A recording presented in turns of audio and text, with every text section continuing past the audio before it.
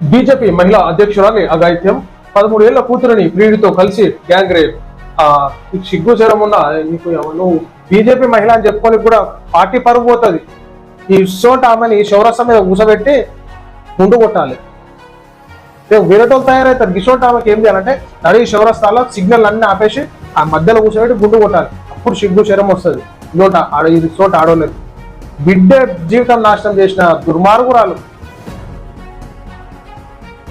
శారీరక సుఖం కోసము మొగుడిని ఇచ్చిపెట్టేసి ఇంకో లవర్తో పోయి లవర్ దోస్తులతో రేప్ చేసినటువంటి దుర్మార్గురాలు. దీన్ని ఇసోంటి దాన్ని చీపురు కట్టలు తీసుకొని చౌరస్తా మీద కూర్చోబెట్టి చీపురు కట్టలతో కొట్టియాలి ఆడోళ్ళని తెలిసి.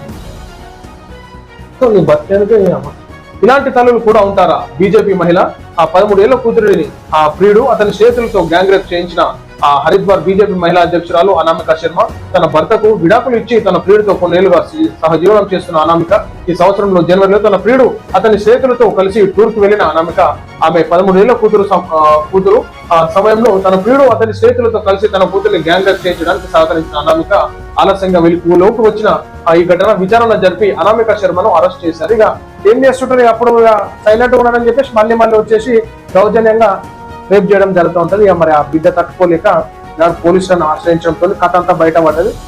ఈమెకి ఈయన ఈమె లవర్ దేశశుద్ధి చేసి మంచిగా జైలుకు పంపిస్తున్నారు అన్నమాట. ఇంక ఇట్లా కాదు, జైలు పంపించారు చిప్పు కట్టలతో దోమాలేసి నడిబజార్. బిడ్డ జీవితం నాశనం చేసినటువంటి దుర్మార్గమైనటువంటి తల్లి అని చెప్పుకొని కూడా సిగ్గుపడాలి అసలు.